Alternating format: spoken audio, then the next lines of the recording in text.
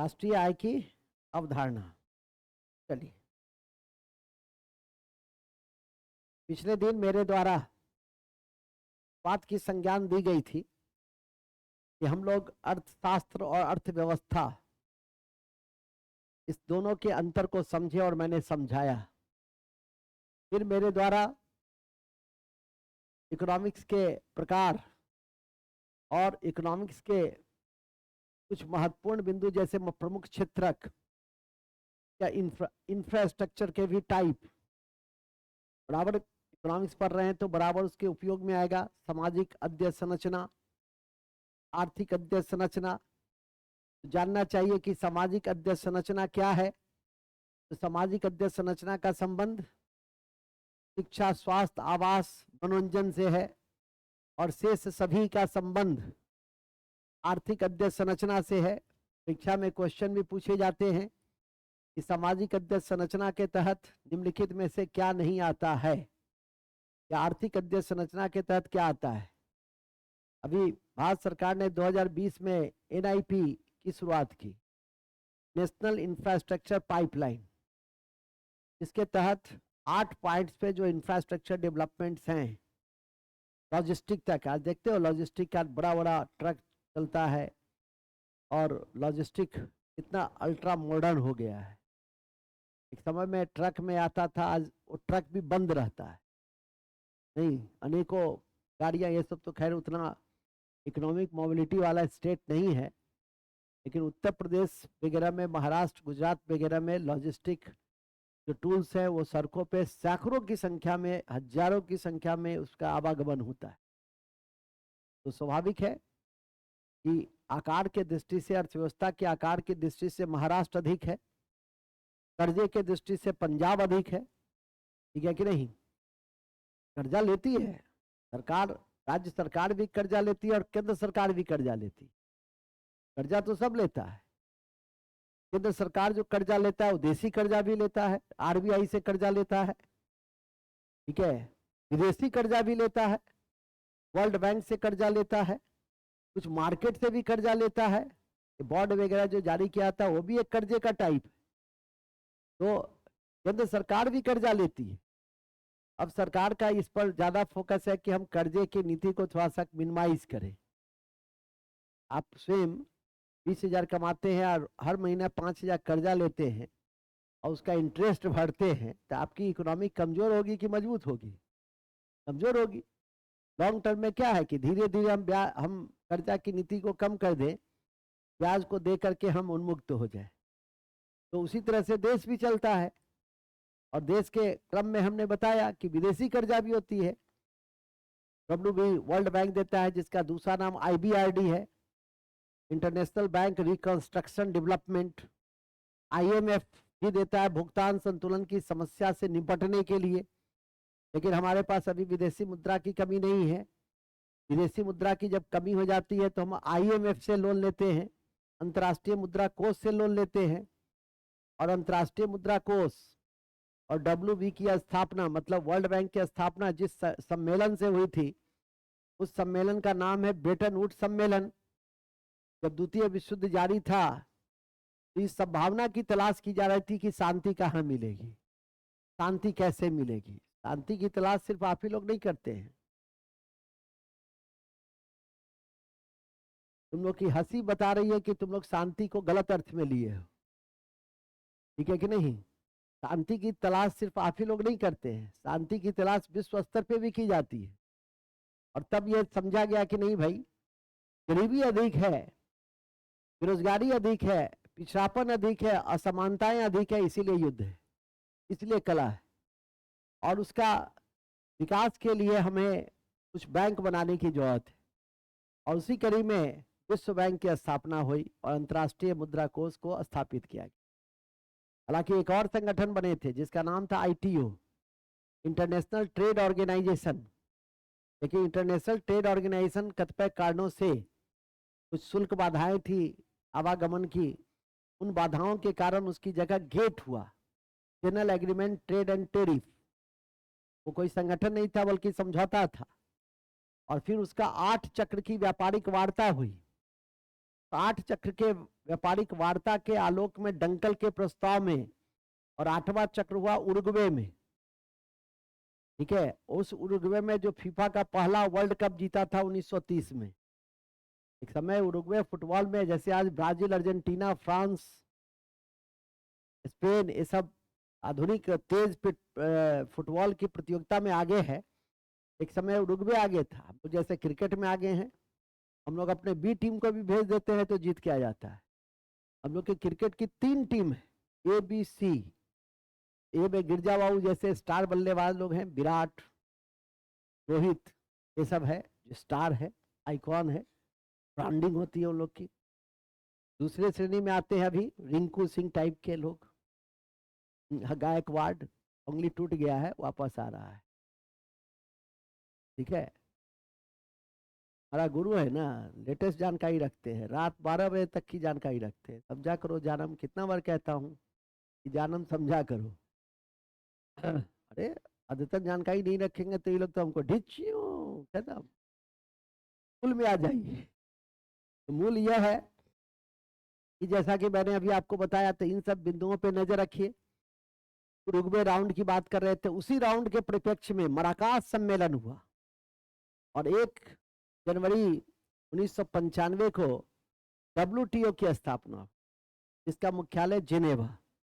और बात है कि विश्व व्यापार संगठन अमेरिका के दबाव में काम कर रहा है, इसीलिए अभी कुछ दिन पहले जब अमेरिका चाइना व्यापारिक युद्ध हुआ तो WTO निसहाय बना रहा। ठीक उसी तरह से जैसे रूस यूक्रेन, इजराइल हमास, कई छोटे बड़े युद्ध हो रहे हैं विभिन्न सेक्टर में, लेकिन संयुक्त राष्ट्र संघ की जो सुरक्षा परिषद है, जो विश्व शांति की गारंटी देता है, वो कहाँ है पता भी नहीं चल रहा है।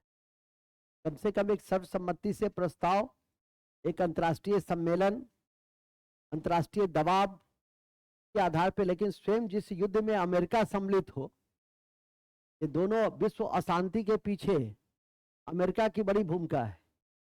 तब फिर हाथी के 2 दांत होते, फिर शांति को दिखाने के लिए समझौता और सम्मेलन करवाता है। प्रथम और द्वितीय विश्व युद्ध में भी यही किया कि प्रथम विश्व युद्ध में हथियार बेचता रहा और विल्सन 14 सूत्री शांति का कार्यक्रम देता रहा। वही विल्सन है जिन्होंने लोक प्रशासन को जन्म दिया था।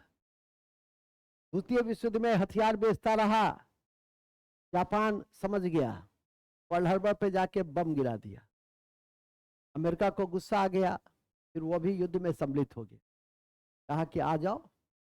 जापान का उद्देश्य पूरा हो गया, क्योंकि पर्दे के पीछे बैठकर जो तुम गेम खेल रहे थे, अब सामने से गेम खेलोगे। और फिर देखिए, एक तरफ हिरोशिमा नागासाकी की तैयारी कर रहा था मैनहट्टन परियोजना, परमाणु ऊर्जा का पहला अंतर्राष्ट्रीय कार्यक्रम, और दूसरी तरफ ब्रेटन वुड्स सम्मेलन करा रहा था, शांति का प्रयास करा रहा था। तो हमेशा से वो डबल पॉलिसी में चलता रहा। हाथ में आएगा तो भारत सरकार को विकास, शांति, इन सब का पाठ पढ़ाएगा, हर संभव सहयोग देने का वादा करेगा, सेमीकंडक्टर समझौता करेगा, और जब पाकिस्तान जाएगा तो कहेगा लगे रहो लगे रहो, हम है ना तुम। अपने रक्षा के क्षेत्र में किसी प्रकार की कटौती मत करना। स्थिति दक्षिण एशिया की बहुत खराब है। अभी मैं भारत से मिलकर आया हूँ, भारत सरकार का तुम्हारे प्रति दृष्टिकोण अच्छा नहीं है, समझा करो जानम। वो समझाता है, ठीक है कि नहीं, और समझता है, और उसके बाद फिर हथियार उसका खरीदता है। हथियार क्यों खरीदते हो भाई? हालांकि सबसे ज्यादा हथियार विश्व में सिपरी के रिपोर्ट के अनुसार भारत ही खरीदता है, लेकिन हथियार हम खरीदेंगे क्यों? हम तो बुद्ध और गांधी के देश हैं, लेकिन करेंगे क्या? आत्मरक्षार्थ, देश की एकता अखंडता को रक्षा प्रदान करने के लिए हमें सबसे अधिक आयात रक्षा के क्षेत्र में करने पड़ते हैं। तब जब हम स्वदेशी का भी उत्पादन शुरू किए, मेक इन इंडिया कार्यक्रम चला रहे हैं। मेक इन इंडिया कार्यक्रम सिर्फ रेलवे में वंदे भारत ही नहीं चला रहा है, अमृत एक्सप्रेस और बहुत सारी नई नई ट्रेन, आधुनिक, जो विदेशों में चलती थी जिस तरह की ट्रेन, वैसी ट्रेन अब इंडिया में भी चलने लगी है। ठीक है कि नहीं? तो मतलब नौकरी करोगे तो जीवन सुखमय है, घूमने फिरने सब चीज का काफी करीने से सब व्यवस्था सरकार कर दिया है। बीपीएल के नीचे रहोगे तो अंत में बेब्रिज। बेब्रिज क्या? प्रधानमंत्री आवास योजना, प्रधानमंत्री गरीब कल्याण अन्न योजना, यही सब ना होगा। गरीबी रेखा के नीचे रहिएगा तो सरकार की इसी योजना का लाभ मिलेगा। सरकार तो राम मंदिर को भी प्रधानमंत्री आवास योजना का लाभ दे दिया। आपको दिया 2 रूम का, राम मंदिर को दिया 28 करोड़ का, 250 करोड़ का बनाया, उनको भी आवास दे दिया। रामचंद्र जी सपने में उनको कहे कि आपने तो बड़ा अच्छा काम किया, हमको भी आवास मुहैया करा दिया। हालांकि इससे धार्मिक पर्यटन का विकास हो रहा है। अभी कल कोई न्यूज सुन रहा था मैं कि 2019 में 24 लाख पर्यटक जाते थे अयोध्या में, और 2023 में 12 करोड़ पर्यटक गए। तो अयोध्या की जो इकोनॉमी है, लोकल इकोनॉमी है, वो क्या होगा? 12 करोड़ लोग 2-4 हजार भी तो खर्च करेगा ही, वो सारा पैसा कहाँ के लोगों के पास पहुंचेगा? स्वाभाविक है कि जो जिसका इस क्षेत्र में योगदान रहेगा उस तरह से उसका आय अर्जित करेगा। ठीक है कि नहीं? अब तो हमको लगता है कि एक तो दरभंगा में भी ऐसा मंदिर मस्जिद हो जाता, धार्मिक पर्यटन को बढ़ावा मिल जाता, या कोई ऐसा गिरजाघर उदित हो जाता तो अंतर्राष्ट्रीय केंद्र बन जाता, तो पूरे विश्व का जो पर्यटक है धार्मिक पर्यटन करने बंगाली टोला दोनार में पहुंचते। ठीक है, अब देश बाबू कहते हैं छोड़िए नौकरी, सर यहाँ तक खोमचा में इतना है कि डेली 10,000 कमा रहे हैं। मूल बिंदु पे आ जाइए। नौकरी नौकरी होती है और व्यवसाय व्यवसाय होता है कि नहीं? नौकरी की अपनी अलग प्रतिष्ठा होती है, नौकरी का अपना एक अलग अलग चमक धमक, वो नौकरी की अलग होती है। बात समझा कि नहीं समझा? चलिए खैर मूल में आ जाइए। हम लोग इसी क्रम में राष्ट्रीय आय को देखेंगे। सामने लिखा भी हुआ है, कल हम लोग पिछले दिन आर्थिक समृद्धि आर्थिक विकास तक देख चुके थे। अब हम लोग राष्ट्रीय आय को देखना आरंभ करेंगे कि राष्ट्रीय आय क्या है, राष्ट्रीय आय की अवधारणा कहां से विकसित हुई, किसने सबसे पहले राष्ट्रीय विकास की अवधारणा को प्रस्तुत किया। तो जानकारी में है ही कि रहनुमाई माजदा सभा के संस्थापक, कांग्रेस के 3 बार अध्यक्ष, ब्रिटिश हाउस ऑफ कॉमन्स में चुने जाने वाले पहले भारतीय, ठीक है, और वयोवृद्ध नेता के रूप में राष्ट्रीय आंदोलन में स्थापित, स्वदेशी की मांग को कांग्रेस के मंच से उठाने वाले दादा भाई नेरोजी ने सबसे पहले राष्ट्रीय आय की अवधारणा प्रस्तुत की और कहा कि 1861 में 20 रुपया प्रति व्यक्ति राष्ट्रीय आय थी, प्रति व्यक्ति आय थी, राष्ट्रीय आय नहीं, प्रति व्यक्ति आय 20 रुपये थी। ठीक है, आज हमारे यहाँ 1.5 लाख से अधिक प्रति व्यक्ति आय हो गया, राज्य का 55,000 से अधिक है। अब नए आंकड़े 10 दिन में आएंगे तो 2-4 हजार बढ़ेगा ही, इसलिए हम नए आंकड़ों पे बहुत ज्यादा बल नहीं दे रहे हैं, क्योंकि जनवरी के लास्ट में नए आंकड़े आ जाएंगे, सर्वे में, बजट में, डिफरेंट रूपों में। तो उन चीजों को क्या कीजिएगा, फिर से जब समझ आ जाएगी कि प्रति व्यक्ति 1.5 लाख अब 1,60,000 या 1,70,000 या 1 लाख जो भी बढ़ेगा। बताए थे कि राष्ट्रीय आय प्रति व्यक्ति आय कैसे निकालते हैं, राष्ट्रीय आय बट्टे जनसंख्या। ठीक है कि नहीं? एक कॉन्सेप्ट भी मैंने बताया था, राजकृष्ण की हिंदू ग्रोथ रेट, और राजकृष्ण की हिंदू ग्रोथ रेट का संबंधी राष्ट्रीय आय से है, प्रति व्यक्ति आय से है। राष्ट्रीय आय का छोटा हिस्सा क्या है? प्रति व्यक्ति आय है। जिस देश का राष्ट्रीय आय ज्यादा होगा स्वाभाविक है कि वहां का प्रति व्यक्ति आय भी क्या होगा? अधिक होगा। अमेरिका में जो बच्चा जन्म लेता है उसका जो प्रति व्यक्ति आय है वो 26 लाख रुपया वार्षिक है। हमारे यहाँ बच्चा जन्म लेता है, बिहार में जन्म लिया तो 55,000, जो एवरेज है वही होगा ना। ठीक है कि नहीं? और ऐसे देश के स्तर पे 1.5 लाख। तो स्वाभाविक है कि जिस देश का राष्ट्रीय आय जितना बड़ा उस देश का प्रति व्यक्ति आय उतना बेहतर होगा, और प्रति व्यक्ति आय बेहतर होगा तो जीवन की जो भौतिक गुणवत्ता है, मानव विकास है, विकास की एक अवधारणा यह भी है, मानव विकास कल पढ़ाए भी थे, मानव पूंजी सूचकांक, मानव विकास अलग संदर्भ है, मानव पूंजी अलग संदर्भ है। अभी बीपीएससी में पूछा भी था मानव पूंजी के तहत कौन से इंडिकेटर आते हैं, कौन से इंडिकेटर नहीं आते हैं। क्वेश्चन जब भी रहेगा वही उसी 2 लाइन से रहेगा, उसी 2 लाइन को फंसाना होता है। इसलिए हम कहते भी हैं कि लाखों हजारों एमसीक्यू बनाने की जरूरत नहीं है, जो पढ़ा दे उसको 25 बार पढ़ने की जरूरत है।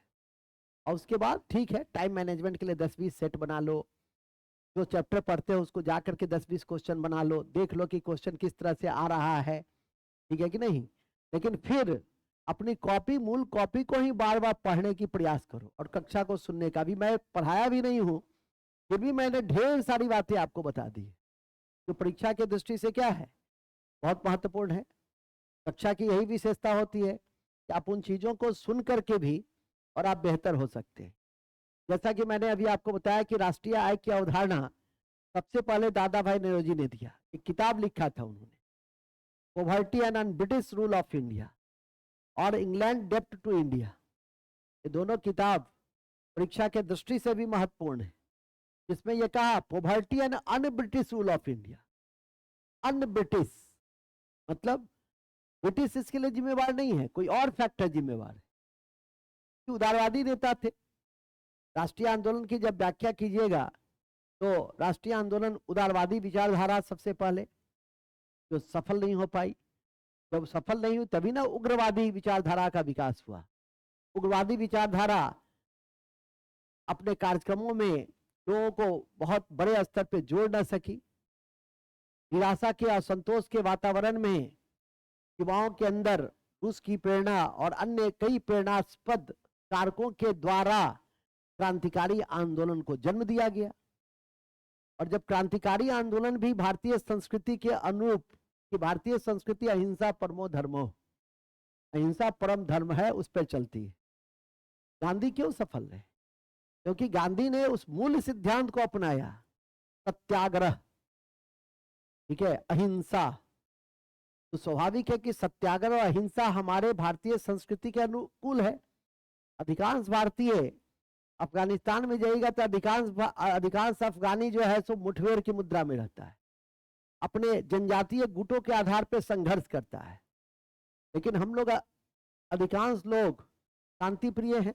जातीयता की, क्षेत्रीयता की, इन सब की फीलिंग्स होती है, लेकिन संघर्ष नहीं करता है। कुछ इक्के दुक्के मौके को छोड़ दो तो धार्मिक संघर्ष भी है, जिसको सांप्रदायिकता कहते हैं। लेकिन सामान्यतः ये सब एक सर्टेन टाइम में किसी कारण विशेष से बाहरी तत्व के द्वारा प्रभावित होता है। आम लोग अमन चैन पसंद है। गांधी के सफलता के पीछे का एक कारण यह भी है। और गांधी के जो तकनीक थे वो आम लोगों को पसंद भी आए, विश्वास जगा। गांधी के नेतृत्व में, उनकी कार्यशैली में, उनके विचार में, उनके व्यवहार में, उनके जीवन शैली में एक धोती पहनते थे सब, और वो आम लोगों का प्रतीक। आम लोग भी कम वस्त्र का उपयोग करते थे, आज की तरह तो है नहीं कि जूता, छत्ता, जैकेट, नहीं। उस समय लोग कम वस्त्रों का, वस्त्र ही कम था। वस्त्र की कारखाना ही स्थापित 19वीं सदी में कावस जी, डावर जी ने 1854 में बम्बे में किया। उसके पहले तो हम लोग ठीक ढंग से बस आवश्यकता आधारित वस्तुओं का निर्माण करते थे। स्थानीय इकोनॉमी थोड़ी बहुत विकसित थी, लेकिन धीरे धीरे क्या हुआ, इसका विस्तार हुआ।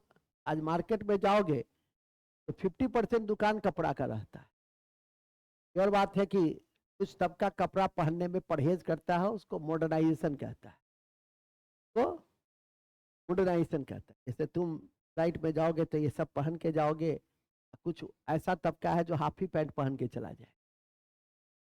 हाँ हाँ, विदेशी सब जाए, तुम विदेशी से कम थोड़े है, ठीक है। तुम्हारा तो चेहरा ही विदेशी टाइप का लगता है, ठीक है कि नहीं। मूल बिंदु पे आ जाइए। जानता है कि मुंह खोलेंगे तो सर हमको धो देंगे, फिर भी मुंह खोलता है। अब मुंह खोल के ऐसा मुस्कुराता है मंद मंद कि, और कहता है मन ही मन कि देखिए सर आपको हम चिढ़ा दिए ना, ठीक है कि नहीं। मूल में आ जाए, तुम कल कहाँ भागा था जी? चला जाएगा आईटीआई में ही, वही जिंदगी भर फिटी फिटी करता रहेगा, पूर्वक कहीं पढ़ेगा सो नहीं। आईटीआई, हाँ। तो मैं बता रहा था, तो मैं जानकारी दे रहा था कि राष्ट्रीय आय की अवधारणा को हम लोग आज की कक्षा में और उसी क्रम में जीडीपी को देखेंगे, जीएनपी को देखेंगे, एनएनपी को देखेंगे और फिर अपनी बातों को आंकड़ा छोड़कर, क्योंकि आंकड़ों की जानकारी एक अलग कक्षा होगी बजट की, सर्वे की, तो उसमें उन आंकड़ों को आधुनिक जो नवीनतम आंकड़े हैं उसको लिखाई जाएगी। तो स्टार्ट करते हैं, लिखते हैं राष्ट्रीय आय। राष्ट्रीय आय, देखिए राष्ट्रीय आय की अवधारणा, राष्ट्रीय आय की अवधारणा पहली बार 1868 ईस्वी में, 1868 ईस्वी में, 1868 ईस्वी में दादा भाई नेरोजी ने दिया। दादा भाई नेरोजी ने दिया।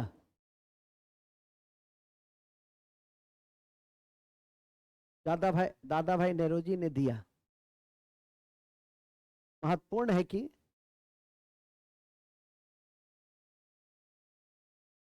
महत्वपूर्ण है कि महत्वपूर्ण है कि 1861 में प्रति व्यक्ति आय, एनसीईआरटी का फैक्ट है, 1861 में प्रति व्यक्ति आय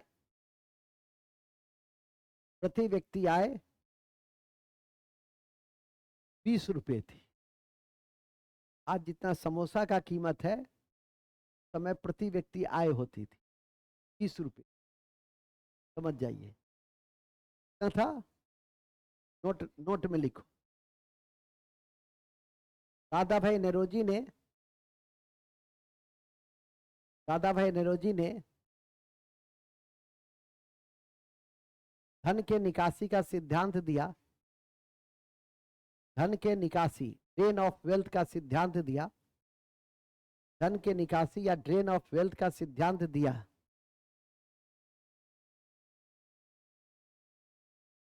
धन के निकासी का सिद्धांत दिया एवं poverty and un-British rule of India, poverty and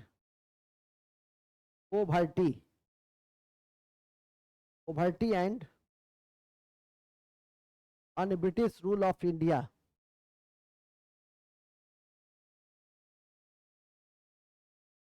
नहीं थे के लिए यही करना होगा। क्यों?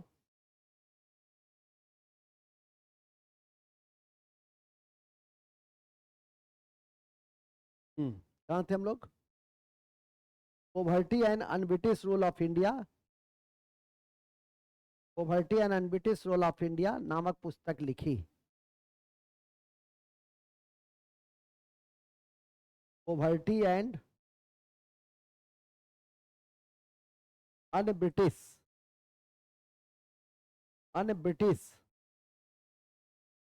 रूल ऑफ इंडिया नामक पुस्तक लिखी।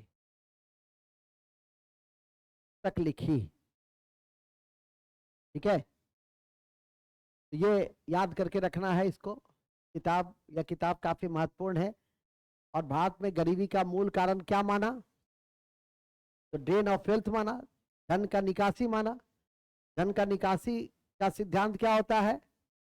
तुम किसी को पैसा दिए, अब बदले में तुमको कुछ नहीं दिया, तो ये क्या हुआ? धन का निकासी। और ये धन का निकासी तो देश के अंदर नहीं था, देश के बाहर था। तो स्वाभाविक है कि इससे भारतीय अर्थव्यवस्था कमजोर हो रही थी, और भारतीय अर्थव्यवस्था कमजोर हो रही थी तो गरीबी पनप रहा था। हमारे यहाँ गरीबी का कारण ही ऐतिहासिक है।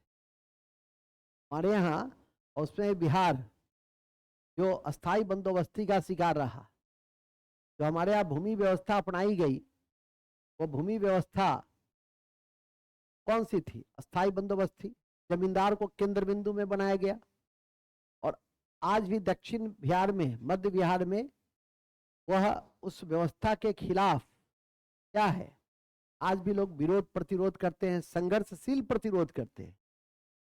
कार्रवाई, प्रति कार्रवाई, हिंसा, ये सब मध्य बिहार में अधिक देखने को मिलेगा। उत्तर बिहार में भूमि सीमित और विखंडीकरण भी बहुत है, लेकिन आप मध्य बिहार में जाएंगे तो एक एक लोग के पास 100-100 बीघा आज भी जमीन है, 200-200 बीघा आज भी बड़े बड़े किसान हैं, जो सरकार के बेवरेज के ऊपर, अनुदान के ऊपर आश्रित नहीं है। हम लोग के यहाँ डीजल अनुदान यदि सरकार घोषणा करेगा तो ऑफिस में लाइन लग जाएगा, कर भी लोग करेंगे गलत सही, सही गलत करने के लिए। कि मध्य बिहार और उधर 2-4 हजार रुपया के लिए तो सरकार के यहाँ चक्कर नहीं लगाता है, ठीक है कि नहीं। तो इस तरह की हालात है वहाँ, मतलब बेहतर हालात है उस दृष्टि से। यार मूल में आइए, तो poverty and un-British rule of India और इंग्लैंड डेप्ट टू इंडिया की किताब थी, England dept to India.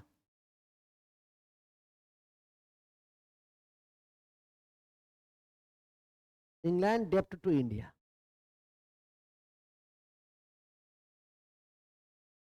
Dept to India, इस दोनों किताब को याद करके रखिएगा, दोनों किताब को याद करके रखना चाहिए। और ड्रेन ऑफ वेल्थ तो है ही, ड्रेन ऑफ दादा भाई। और विशेष बातें तो मॉडर्न हिस्ट्री की कक्षा में बताई गई है, कई बार बताई गई है, और साथ में अभी आप लोग को वीडियो भी भेजा गया था और कहा गया था कि मॉडर्न हिस्ट्री को जरूर 2 बार 4 बार सुन लीजिए, नॉट ए सिंगल क्वेश्चन उस वीडियो से बाहर रहेगा। अभी भी कई परीक्षा हुई है, उसका प्रमाण उसमें उपलब्ध है। कहते हैं ना कि प्रत्यक्षम किम प्रमाणम, प्रत्यक्ष को किसी प्रकार की प्रमाण की आवश्यकता नहीं होती है। मूल बिंदु पे आ जाइए, ठीक है कि नहीं। मूल बिंदु यह है कि राष्ट्रीय आय के संबंध में सबसे पहले दादा भाई नेहरूजी ने, इसके अलावा आरसी दत्ता, बीके राव जैसे कुछ इकोनॉमिस्ट ने भी इस दिशा में प्रयास किए, लिखेंगे। इनके अलावा नेक्स्ट पॉइंट में, इनके अलावा R C Dutta, B K Rao, B K Rao, B K Rao इत्यादि ने भी, बीके राव इत्यादि ने भी राष्ट्रीय आय की गणना के वैज्ञानिक तरीके से प्रयास किए। राष्ट्रीय आय के गणना के वैज्ञानिक तरीके से प्रयास किए, वैज्ञानिक तरीके से प्रयास किए।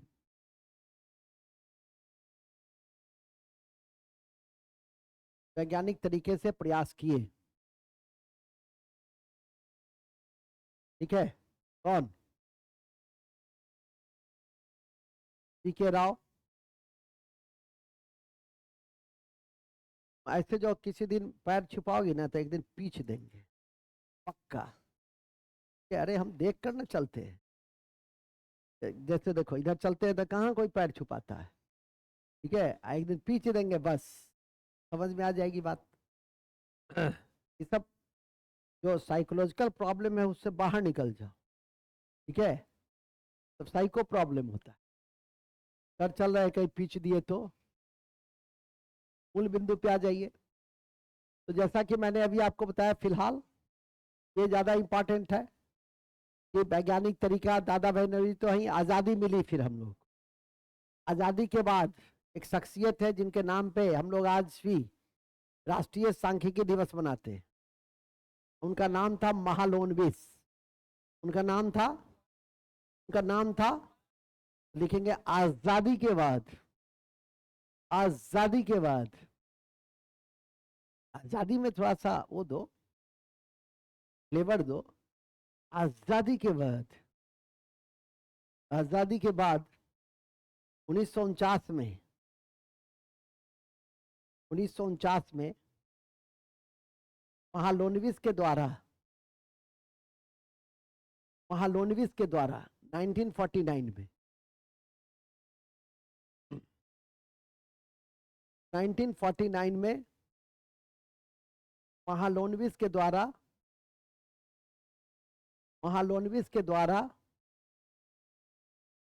राष्ट्रीय आय समिति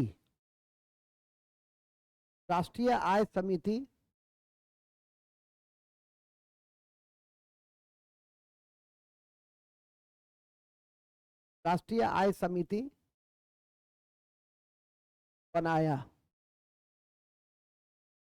नेशनल इनकम कमिटी, राष्ट्रीय आय समिति बनाया। तो किसने, कब,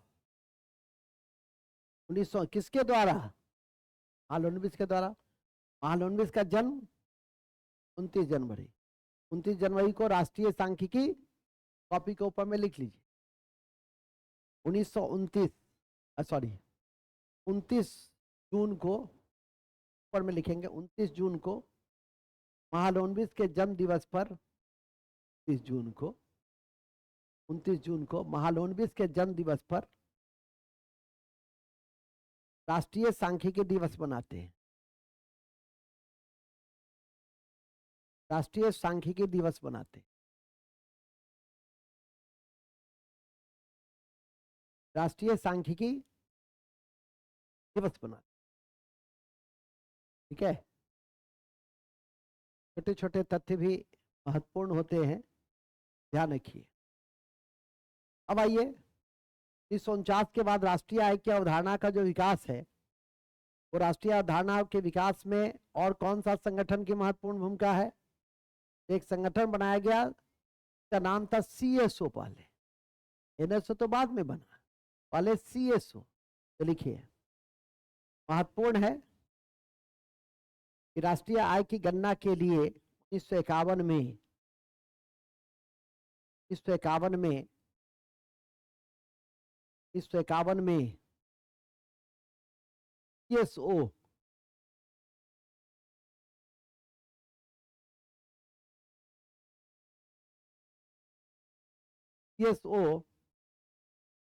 सेंट्रल स्टैटिस्टिकल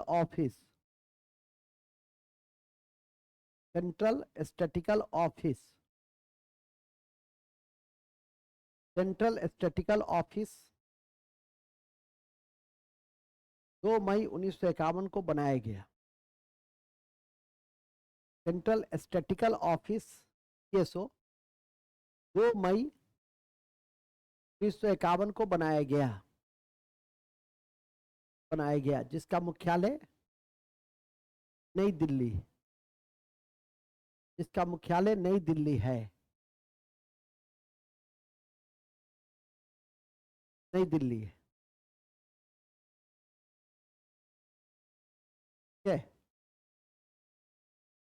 इसी कड़ी में एक और संगठन बना, NSSO, national sample survey organisation. वो क्या काम करता था, वो करता था कि तुम्हारा यहाँ जाकर के पूछता था कितना साइकिल है, कितना मोटरसाइकिल है, कितना टीवी है, कितना कितना रेडियो है, कितना गोपू है। मतलब ये देखता था इस बिंदु को कि आपकी जो हालात है वो पहले से ऊपर उठी है कि नहीं उठी, ठीक है। अब बहुत दिनों तक यहाँ भी आया, हम तो जानते ही हैं, मेरी भाभी जी कही कि हम तो एक ही टीवी लिखा है कि आप लोग पढ़ लिख करके जो है इतना बड़ा बड़ा डिग्री लिए, हिंदुस्तान की कोई डिग्री ऐसी नहीं है जो मेरे भाभी जी के पास नहीं है। PhD सब तो कुछ नहीं है, सब तो ढेर सारी डिग्री है। तो ही आदमी के पास तो डिग्री हमको लगता है हिंदुस्तान में है, एक मध्य प्रदेश के नव निर्वाचित मुख्यमंत्री मोहन यादव जी के पास, ठीक है, जिसके पास हिंदुस्तान की सभी डिग्री है। MBA है, PhD है, MEd है, डिलीट है, कोई भी ऐसी डिग्री नहीं है जो उनके पास। और दूसरी मेरी भाभी श्री के, उनके पास भी हर तरह की डिग्री है। मूल में आ जाइए, 10 साल से डिग्री ही ले रही हैं। कहीं कि हम तो बुआ जी जानते हैं, आया था, कहा था के ठो टीबी है, तो हम कहे 1 ठो टीबी है। हम पूछे गाड़ी का क्या किया, गाड़ी तो दिखाई दे रहा था 3 ठो, तो क्या किए?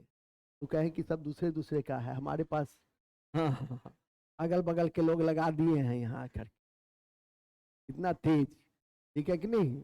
महिला बहुत तेज होती है। मूल में आ जाइए, तो जब ऐसी बातें किया करें, कान वान बंद कर लिया करो, है कि नहीं? जब कहे बेवकूफ हो तो कान खोल लिया करो। बेवकूफ कहेंगे तब ना फिर तेज बनिएगा। तेज तो है ही, चलिए ठीक है। नहीं, तेज है तब ना 4-5 महीना की पढ़ाई में देखो 75 बना दी फटाफट, ये बन जाएगी दरोगा। क्या लक्षण देखते हो? ललाट नहीं देखते हो? ललाट, क्या ललाट चमक रहा है, नौकरी वाला ललाट हो जाता है तुरंत।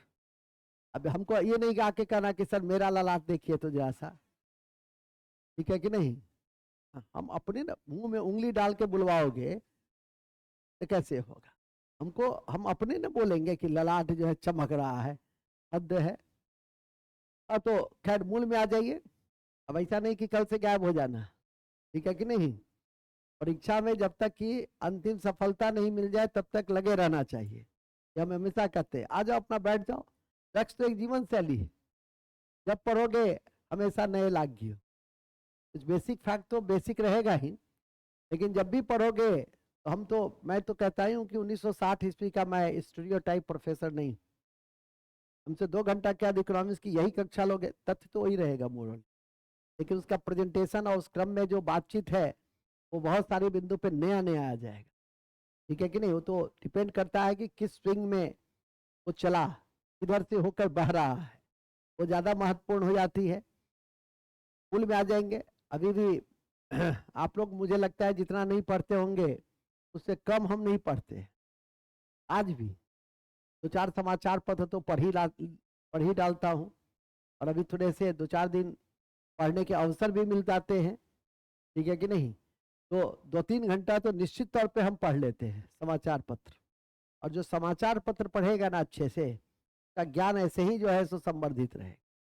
आप लोग को तो हम ज्यादा नहीं कहते हैं समाचार पत्र पढ़ने के लिए, लेकिन कमीशन वाले को तो रोज कहते हैं 2 घंटा बैठ करके समाचार पत्र पढ़ने की आदत डेवलप कीजिए।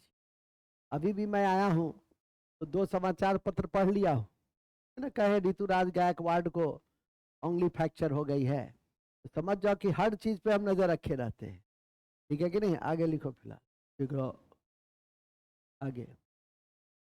कहाँ थे हम लोग? हाँ, तो NSSO लिखेंगे इसी कड़ी में, national sample survey organisation. National sample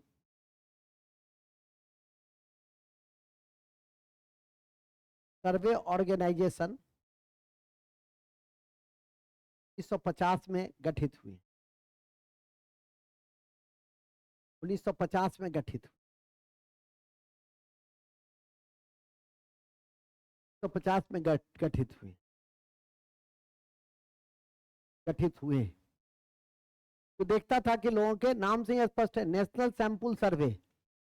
तो देखता था कि लोगों का स्तर रेडियो से टीवी तक पहुंचा कि नहीं पहुंचा, टीवी से प्लाज्मा टीवी तक पहुंचा कि नहीं पहुंचा, वहां से CCTV तक पहुंचा। किसी घर में CCTV लगा है तो का मतलब है कि उसके पास पैसे हैं, ठीक है कि नहीं? किसी के घर में कुत्ता है बड़ा बड़ा, मतलब अपने से अतिरिक्त अन्न है तब ना कुत्ता को खिला रहा है। अब बाहर में लिखता है कुत्ते से सावधान। इस पर हमको घोर आपत्ति, ठीक है कि नहीं? ये और उसके बाद तो और भी जगह मैं देखता हूं तो मुझे लगता है कैसा हिंदी का ये लोग जानकार नहीं है, लिखता है भीतर कुत्ते रहते हैं। इसका क्या आशय निकाला जाए? तो तुम लोग स्वयं विद्वान आदमी हो गए हो कि कुत्ते से सावधान, अब भीतर कुत्ते रहते हैं, क्या मतलब है इसका? आशा है कि तुम लोग भी कभी कुत्ता पालना, नहीं पालना, ठीक है कि नहीं? कुत्ता पालना तो इस तरह के वर्ड से परहेज रखना, ठीक है कि नहीं, कि भीतर कुत्ते रहते हैं। कुत्ते पे एक दिन मेरी व्याख्यान चल रही थी कि मनुष्य का पहला दोस्त है कुत्ता, अब पहला धातु दोस्त हुआ कॉपर, तांबा, प्रवचन चल रही थी। तो याद है एक लड़का, बड़ा अच्छा लड़का है, कमीशन का था, वो कहता है सर एक क्वेश्चन है सर। पूछिए, रुक जाइए पहले मेरी बातचीत खत्म हो जाने दीजिए तब पूछिए। तो फतेह खत्म हो गई तो पूछा कि सर हम किसी आदमी के पास एक कुत्ता है, क्या कुत्ता है, यदि वो कुत्ता पागल हो जाए, ठीक है पागल हो गया, और यदि वो किसी को काट लेता है, ठीक है काट लिया, तो मुकदमा किस पे होगा? कुत्ते पे मुकदमा होगा कि कुत्ते के मालिक पे मुकदमा होगा? हम कहें तुम्हारे पास कुत्ता है, कुत्ता पागल हो गया, तुम्हारा ही है? कहता है जी सर। हम कहें मुकदमा तुम पे होगा, कुत्ता पे मुकदमा तो नहीं होगा। मुकदमा किस पे होगा? कुत्ते के मालिक पे होगा, ठीक है कि नहीं? तो कहेगा कि सर इसका सबूत क्या है कि कुत्ता मेरा है? देखिए वो भी पकठाया हुआ था, ठीक है कि नहीं? हम कहें कि आईपीसी में गवाह की बड़ी भूमिका होती है। आसपास के 5 लोग कह देंगे कि कुत्ता तुम्हारे प्रांगण में, आंगन में तुम्हारा शोभा बढ़ा रहा है, तो स्पष्ट हो जाएगी कि 5 आदमी की बात गवाह, गवाह की बात क्या हो जाएगी। इसलिए किसी भी अपराध में देखते हो गवाही, साक्ष्य को ही पहले कौन सब क्या करता है, ढिच्चू, या तो तुम झुक जाओ या गवाह को उड़ा देता है, ठीक है कि नहीं? तो कहने का मतलब है आशय समझ गए होगे। तो मुकदमा किस पे होगा? तो तुम लोग के पास भी अंतः मन में ऐसा कोई भी प्रश्न होगा तो निकालने की जरूरत नहीं है, उसका आंसर मैंने दे दिया है। और उसमें 2 ज्ञान की बातें भी बताई है। प्राचीन काल में हिस्टोरिकल टाइम में आप देखेंगे नवपाषाण युग में, जिसको हम लोग प्राग ऐतिहासिक कहते हैं, उस फेज में एक स्थल था जहां मानव के साथ कुत्ते को दफन दिया जाता था, बुर्ज होम, कश्मीर, ठीक है कि नहीं? तो कुत्ता, और अब ये नहीं कहना कि सर पहले कुत्ता मरा कि पहले मनुष्य मरा, ठीक है, साक्ष्य है ना, तो साक्ष्य तो साक्ष्य है। अब इतना जो अनुसंधान करने लगोगे कि सर पहले कौन मरा था, मनुष्य या पहले, क्योंकि इस तरह के क्वेश्चन का मैं सामना विद्यार्थियों से, बाद में हमने डेमोक्रेटिक पद्धति को बंद कर दिया। पहले हम कहते थे कि जो मन में आए तुम लोग पूछना, जो अच्छे क्वेश्चन हो पूछना, लेकिन सब इसी टाइप का क्वेश्चन पूछता था कि सर कुतुबुद्दीन ऐबक जब पोलो खेलते हुए लाहौर में जब घोड़ा से, गधे से गिरकर, गधे नहीं, घोड़ा से गिरकर मरा, तो बाएं गिरा या दाएं गिरा? मतलब ऐसा ऐसा क्वेश्चन पूछता था कि अंत में हमको मार्शल लॉ लगाना पड़ा। जब डेमोक्रेसी विफल हो जाती है तो क्या चलता है, तानाशाही, ठीक है कि नहीं? तो अंत में तानाशाही लगाना पड़ा। हम कहें चुपचाप जितना बताए उतना समझो, उतना लिखो, ठीक है कि नहीं? बाएं गिरा कि दाएं गिरा? लाला लाजपत राय का इलाज कौन क्लिनिक में? वही रेणुका मित्रा में हुआ। ये कूप कहीं का, कोई कुछ भी पूछ देता है, ठीक है कि नहीं? चलिए खैर मूल में आ जाइए। तो देखो अब तो तुम लोग समझदार हो गए, अब तो सूचनाओं का बाढ़ है, बहुत सारी चीजें क्वेश्चन आ जाती है मार्केट में, हाथों में अभ्यास पुस्तक है, बहुत सा। अब तो कंपटीशन compete करना बहुत आसान हो गया, लेकिन आज से 20-25 साल पहले इतना आसान नहीं होता था। मास्टर बताता था कि किस तरह के क्वेश्चन आते हैं, तब जाके विद्यार्थी समझता था। आज क्या, जाओगे मार्केट में ढेर सारा तुमको पुस्तक मिल जाए, ठीक है कि नहीं? कल परीक्षा होती है, आज तुम्हारे यूट्यूब पे उपलब्ध हो जाएगा कि कल रेलवे, एसएससी, दरोगा की परीक्षा हुई, 25 आंसर मिल जाएंगे। तो आज बहुत टफ नहीं है कोई भी चीज। पहले किसी तरह के क्वेश्चन को ऊपर करना भी अपने आप में क्या होता था, कठिन काम होती थी। स्वाभाविक था कि लड़के को पता नहीं रहता था किस तरह के क्वेश्चन आते हैं, कैसे पूछे जाते हैं, कैसे पूछे जा सकते हैं। तो मास्टर साहब जितना बताते थे उतना वो समझता था, स्वाभाविक था। चलिए खैर मूल में आइए। तो मूल यह था कि जैसा कि मैंने अभी आपको बताया कि ये जो सीएसओ और एनएसए, इस दोनों को 2019 में मिला दिया गया और इसका नाम पड़ गया एनएसओ। इसका नाम क्या हो गया? NSO, national statistical office. तो लिखेंगे, भूलेंगे नहीं कि 2019 में भूलेंगे नहीं कि 2019 में 2019 में एनएसओ एनएसएसओ एनएसएसओ और सीएसओ को सीएसओ एनएसएसओ प्लस सीएसओ को मिला दिया गया तो बन गया NSO, national statical office. National statical office, national statical office 2019। National तो पूछेगा कि वर्तमान में राष्ट्रीय आय की गणना कौन करता है, यह होगा आंसर। ठीक है, अब सीएसओ को भूल जाओ, सीएसओ को इतना ही याद रखना है कि 1951 क्या आरंभिक समय में किसके द्वारा, तो सीएसओ के द्वारा। लेकिन वर्तमान में उसमें कोई कंफ्यूजन नहीं होनी चाहिए, एनएसओ। अब एनएसएसओ नहीं है, नेशनल सैंपल सर्वे ऑर्गेनाइजेशन नहीं है, बल्कि नेशनल स्टैटिकल ऑफिस है। और वो भी क्वेश्चन देता है, national statical office, national statical organisation. तो रटा हुआ है, याद नहीं रहेगा तो कंफ्यूजन होना क्या है, तय है। ठीक है कि नहीं? तो इससे बचने के लिए सबसे अच्छा है कि 5वां पढ़िए उसको। एनएसओ का पूरा नाम, एनएसओ का पूरा नाम नहीं, अभी कल हसन रजा साहब चलते समय हमसे मिले थे, तो हमने पूछा कि तुम्हारा तो परीक्षा अच्छा गया होगा, तो कहा कि सर अच्छा तो गया सर, लेकिन मनोवांछित नहीं गया, 5-7 क्वेश्चन जानता हुआ गलती कर दी। क्या होता है इसी टाइप का जानता हुआ हल्का फुल्का क्वेश्चन, क्या होता होगा, कंफ्यूजन हो गया, ई होगा कि ऊ होगा, ऊ होगा कि ई होगा। ठीक है कि नहीं? आई होता ही है, नहीं ठीक से याद रखिएगा तो एनएसओ, नेशनल स्टैटिकल ऑफिस किस में बदल जाएगा, ऑर्गेनाइजेशन में। और जब कॉपी मिलाइएगा या आंसर मिलाइएगा तो फिर अफसोस होगा कि देखो इतना बार ऑफिस ध्यान रखे थे, परीक्षा भवन में क्या हो जाता है कि 5 क्वेश्चन गड़बड़ हो जाता है। क्या विवेक जी, ठीक है, चुस्त दुरुस्त है? चलिए, इनकी अपेक्षा हमसे बहुत ज्यादा थी, नगेंद्र झा में इनका सेंटर था। तुमको ये भी पता है कि इनका सेंटर कहाँ था? अच्छा अच्छा अच्छा, बहुत बढ़िया बहुत बढ़िया। तब ना वो तुमको मैंने अपनी शादी में कहा कि एक ही आदमी को बुलाएंगे, वो इनको बुलाएंगे और किसी को निमंत्रण, अच्छा हमको भी बुलाएगा, अच्छा अभिषेक को भी। कौन पीछे कहाँ है?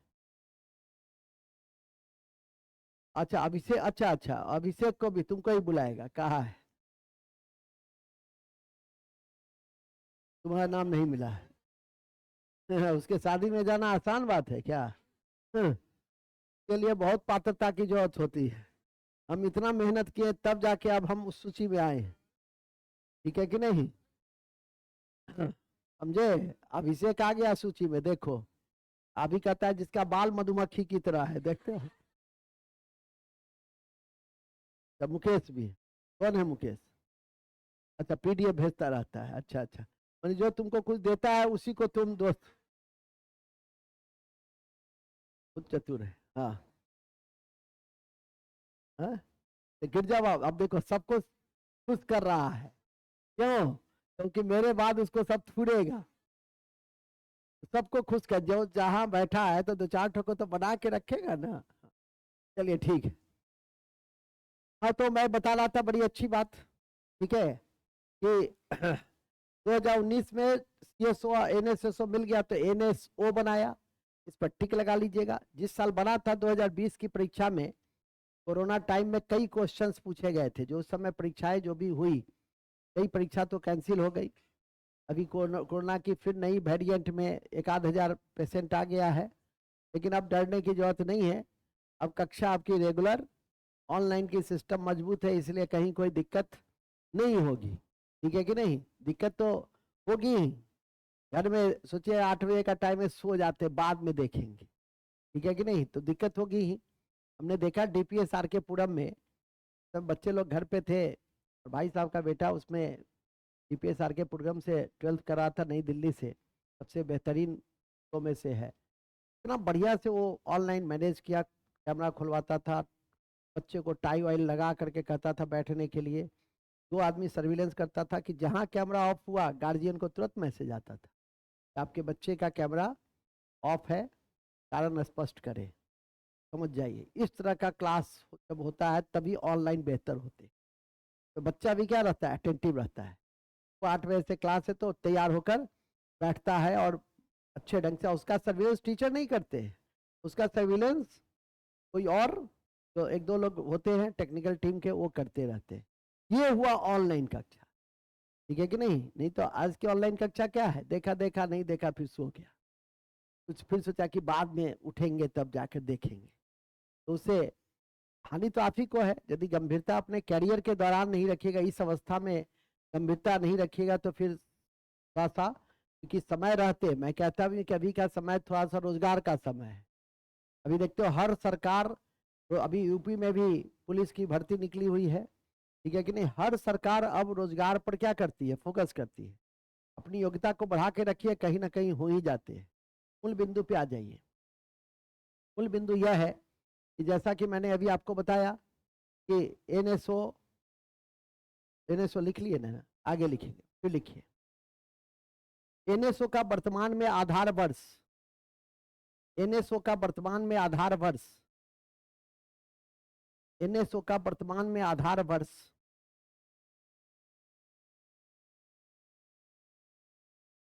आधार वर्ष 2011-12 है, 2011-12 है, 2011-12 है। और याद रखिएगा कि इसकी अनुशंसा की गई है 2021-22 की। तो जिस दिन अनुशंसा आ जाएगी, पेपर में आएगा तो लिख देना कि आधार वर्ष बदल गया है। अब 2011-12 की जगह 2021-22 हो गए हैं, ठीक है। आधार वर्ष होता है कि जिस वर्ष इकोनॉमिक स्टेबल होती है और प्रोग्रेसिव होती है, उस वर्ष को हम लोग आधार वर्ष के रूप में क्या करते हैं, काउंट करते हैं। तो ध्यान रखिएगा कि जिस साल हो, हालांकि अनुशंसा गई हुई है 21-22 की, तो जिस साल अनुशंसित हो जाए, मतलब अधिसूचना जारी हो जाए, उसके बाद आप लोग इसको क्या करेंगे, बदल लेंगे। अभी के अनुसार 11-12 पे टिक लगाएंगे। तो ध्यान रखिएगा, इकोनॉमिक्स में मैं कहता भी हूँ, इकोनॉमिक्स में हमेशा अद्यतन रहिए। 10 से 15%, 20% तथ्य ऐसे होते हैं कि जो बदल जाते हैं। तो आंकड़ा बेस्ड होता है, कुछ कॉन्सेप्ट बेस्ड होता है, ठीक है कि नहीं। आज से 20 साल पहले सतत विकास को पढ़ाया नहीं जा सकता था, 15 साल पहले ब्लू इकोनॉमी को नहीं पढ़ाया जा सकता था, ह्यूमन कैपिटल को नहीं पढ़ाया जा सकता था। लेकिन देखते हो आज बदलते समय में कई तरह की सूचकांक आ गई है। एक सूचकांक अभी गुड मॉर्निंग वाले में दिए थे, अभी कल हमने भेज दिया है, कल वाला 35 क्वेश्चन है उसमें करेंट के, उसको देख लीजिएगा आप सब लोग, काफी महत्वपूर्ण क्वेश्चन हैं। और उसमें मैंने आपको बताया भी था गुड मॉर्निंग फैक्ट में, कौन सा में इकोनॉमिक्स का था। तो ठीक है, जैसे ही याद आएगा फिर बता देंगे हम, ठीक है। इकोनॉमिक्स के भी उसमें कई फैक्ट को क्या किया जाता है, समावेशन किया जाता है। उन चीजों को ध्यान में रखिएगा, ठीक है कि नहीं। फिलहाल तो जैसा कि मैंने अभी आपको बताया कि अब राष्ट्रीय आय की जो अवधारणा है उसमें 3 तत्व को शामिल किया जाता है। एक जीडीपी, दूसरा जीएनपी और तीसरा एनएनपी। तो इस 3 चीज को, तीन तीन जो शब्द हैं उसके कॉन्सेप्ट को बनाना है कि जीडीपी क्या है, जीएनपी क्या है, एनएनपी क्या है, ठीक है। और उसी के बाद आपकी राष्ट्रीय आय की अवधारणा क्या होती है, समाप्त हो जाती है। राष्ट्रीय आय की अवधारणा के कॉन्टेक्स्ट में कौन कौन से इनपुट लिए जाते हैं, क्या समस्याएं हैं, विकसित देश किस इनपुट को अपनाता है, भारत जैसे देश किस इनपुट को अपनाता है। तो इन सब बिंदुओं को हम लोग आज के इस कक्षा में देखने का प्रयास करेंगे। तो लिखिए पहले जीडीपी जीएनपी, लिखेंगे ऐसे लिखो। राष्ट्रीय आय की गणना करने के लिए, नेक्स्ट पॉइंट, राष्ट्रीय आय की गणना करने के लिए, राष्ट्रीय आय की गणना करने के लिए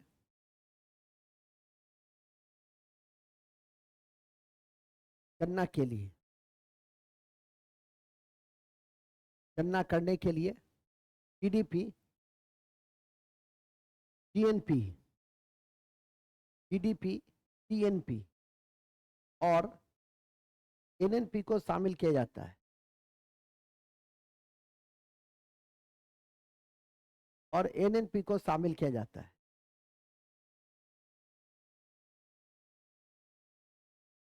किया जाता है, ठीक है। अब आप कहिएगा कि सर ये जीडीपी क्या होता है, ठीक है। तो जीडीपी में 3 तत्व याद रखिए। एक निश्चित वित्तीय वर्ष,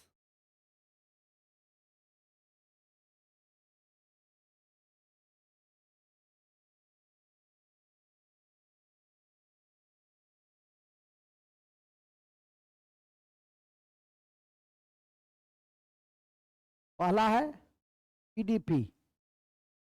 जीडीपी का पूरा नाम है ग्रॉस डोमेस्टिक प्रोडक्ट, सकल घरेलू उत्पाद। आपकी छोटी परीक्षा में तो इसका पूरा नाम भी पूछता है, तो लिख लो पहले gross domestic product, gross domestic product या सकल घरेलू उत्पाद, सकल घरेलू उत्पाद।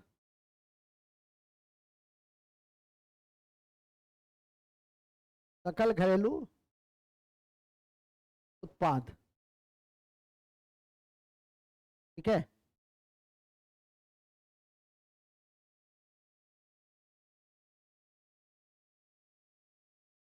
सकल घरेलू उत्पाद। दूसरा है ग्रॉस डोमेस्टिक प्रोडक्ट, ठीक है, अंग्रेजी में उसको कहते हैं ग्रॉस डोमेस्टिक प्रोडक्ट। 3 तत्व है। पहला एक निश्चित वित्तीय वर्ष, एक निश्चित वित्तीय वर्ष। तो निश्चित वित्तीय वर्ष क्या होता है? 1 अप्रैल से 31 मार्च तक, 1 अप्रैल से, इसको हम लोग फाइनेंशियल ईयर कहते हैं। और एनुअल ईयर होता है 1 जनवरी से 31 दिसंबर तक। वो हो गया वार्षिक वर्ष। ये हो गया वित्तीय वर्ष। सरकार चलती है वित्तीय वर्ष से, ठीक है कि नहीं। दूसरा पॉइंट, एक निश्चित घरेलू है, डोमेस्टिक है, तो एक निश्चित वित्तीय वर्ष का दूसरा तत्व है निश्चित घरेलू सीमा। निश्चित घरेलू सीमा। निश्चित घरेलू सीमा क्या है? भारत का निश्चित घरेलू सीमा क्या है? भारत का निश्चित घरेलू सीमा है 32,87,263 वर्ग किलोमीटर। स्टेट का है 94,163 वर्ग किलोमीटर। 12वां स्थान राज्य का है और देश का स्थान पूरे विश्व में 7वां है। जनसंख्या में प्रथम है, जनसंख्या में और क्षेत्रफल में 7वां है। फिलहाल अभी हम उस पर नहीं है, अभी हम लोग कहाँ पे हैं? निश्चित घरेलू सीमा। तो निश्चित घरेलू सीमा में क्या आ जाएगी, क्या आता है? 32,263 वर्ग किलोमीटर। 7वें स्थान पर हैं हम। और स्टेट का जब जीडीपी निकालते हैं, स्टेट जीडीपी जब निकलता है तो 12वां और 93,163। बिहार की तैयारी करते हैं, बिहार में रहते हैं, तो बिहार को भी थोड़ा सा जान लीजिए। फिलहाल आइए नीचे, जबकि जनसंख्या में हम 3रे स्थान पर हैं। पूरे देश में जनसंख्या में हम लोग 3रे स्थान पे हैं, ध्यान रखिएगा। क्षेत्रफल में भले ही बाढ़ में है, जनसंख्या में हम लोग 3रे स्थान पर हैं। सबसे बड़ी जनसंख्या वाले राज्य उत्तर प्रदेश है, उसके बाद महाराष्ट्र है और तब बिहार है। लेकिन जनसंख्या घनत्व के दृष्टि से, जनसंख्या घनत्व के दृष्टि से प्रथम। आंख का नाक खोल करके बोलिए, जनसंख्या घनत्व के दृष्टि से प्रथम, साक्षरता के दृष्टि से सबसे अंतिम, गरीबी के दृष्टि से बहुआयामी गरीबी सूचकांक में सबसे अंतिम। खैर अभी हम बिहार के प्रशंसा और उसकी आलोचना में नहीं जुटे हुए हैं। हम लोग जुटे हुए हैं जीडीपी में। तो दूसरा भाग, दूसरा तत्व भी समझ में आ गया। तीसरा क्या है कि तीनों आर्थिक क्रिया,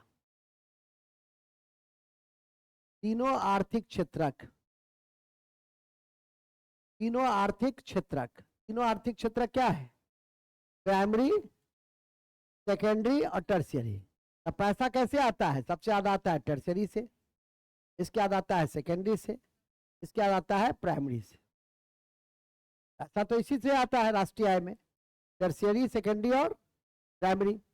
तो तीनों आर्थिक क्षेत्र का जो उत्पादन होता है उसका कुल मौद्रिक मूल्य जीडीपी है। उसका कुल मौद्रिक मूल्य क्या है? जीडीपी है। नहीं, एक देश के भीतर एक निश्चित वित्तीय वर्ष में तीनों आर्थिक क्रिया का जो भी उत्पादन हुआ उसका कुल मौद्रिक मूल्य क्या हुआ? जीडीपी हो गया। लिख देंगे तीनों आर्थिक क्षेत्र के उत्पादन का,